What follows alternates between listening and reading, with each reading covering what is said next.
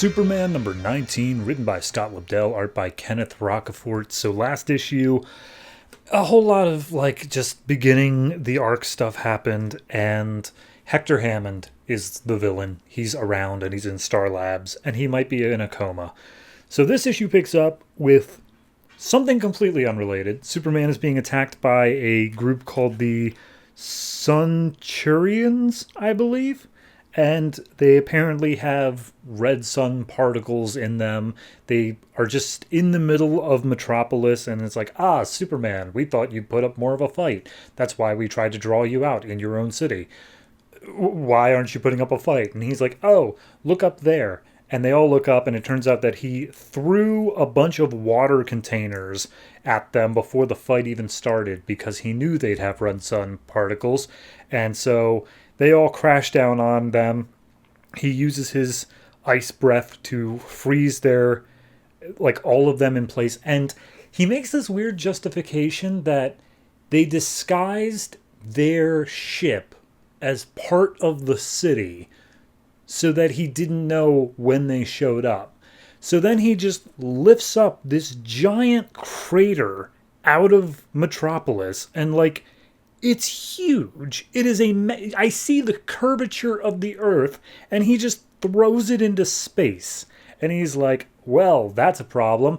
And he then uses his telescopic vision to scan their mothership and says, oh boy, all this is so much. I'm going to be late for Lois's housewarming party. And it turns out that all that stuff that just happened doesn't matter at all because the entire issue is really about this housewarming party. So Lois, she opens up the door, and wouldn't you know it, it's Wonder Woman, but in her civilian outfit of Diana Prince. And she's like, oh, hey, Clark said to meet him here, so I guess I'll just wait around and see when he gets here. And Lois is gobsmacked because she's absolutely beautiful. Jimmy Olsen shows up. He's gobsmacked. Jonathan, Lois's live-in boyfriend, is also gobsmacked, and she's just like, all right, cool. I'm gonna go inside now. And she gets inside. She talks to Perry White, and everyone's just kind of lightly flirting with her, and in Jimmy's case, really hard flirting with her. And Lois, it's like, oh, thank you, Jonathan, for having me throw this party. It's so nice to be here with all my friends. Then we cut over to Star Labs, and Hector Hammond is there. He is being looked over. There's a thing called Operation Mindstorm going on. And then all of a sudden, Hector's brain just goes flat. There's no brain waves at all. And Star Labs starts freaking out.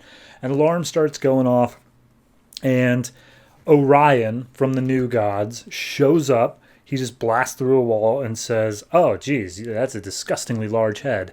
Anyway, this is not Superman. I'm looking for Superman, but this guy is clearly a threat, so I'm going to go ahead and just kill him here. And he rolls back a punch, and then he looks around, and he's like, seriously?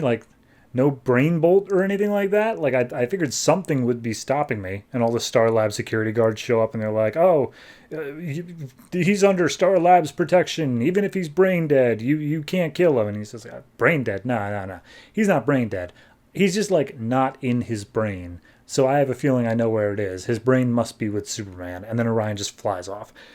So Superman, after finishing up with the Sunchurians, he then goes down, gets ready to go into the party where Lois is, grabs a quick bottle of alcohol as a gift.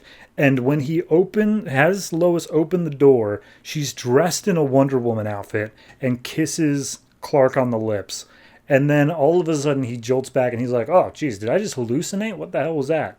And Lois actually opens up the door, and she's just like, oh, hey, Clark, I'm so happy you're here. Look, I don't say this enough, but I really appreciate you as a person. I love you, Smallville. And she gives him a big hug, and he's just like, what in the hell is happening right now?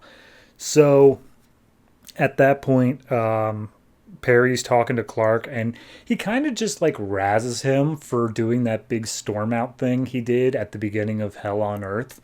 And he's like, yeah, I would have been there with you, but, I got my insurance or whatever. And he's like, thanks, Perry. It means a lot for me to hear that. And he's like, yeah, would it mean more if I meant a word of it? Psh, sucker. And then we see Clark talking to Jonathan, who was, of course, like a war correspondent, and Jonathan is all getting like antsy about people putting glass on to his like tables without coasters. And so at that point, Clark's like, all right, hold the phone. Lois is being all sappy, Perry's being a dick, and Jonathan's being just weird. I think something's going on here, and I think I might also be affected by it. But then at that point, Lois steps up and just straight up says, hey, Clark, you want to make out? And he's like, all right, well, I'm going to go talk to my girlfriend now. I'm going to go talk to Diane. I'll be back. So him and Wonder Woman step out on the balcony, and he's just like, yeah, something's going on here, and I'm not sure what it is. And Wonder Woman basically is like, oh, well, I'm glad to have been here with your friends tonight. It really feels like we took this next step. Just give me a kiss or whatever. And as they go to kiss, all of a sudden, Superman is thrown halfway across the city. And he's like, okay. He lands in the river and he just shoots up and he's like, all right, so clearly something's going on here. And this water is allowing me to think clearly now. Somebody has a stranglehold on my friends, like psionically, maybe even the whole city. I got to figure out what's going on here. And as he jets up out of the water, he's grabbed by the cape by Orion. And he's like, hey, Superman, I don't really want to do this, but in order to save the universe, I got to kill you. And so he's about to punch Superman, end of issue.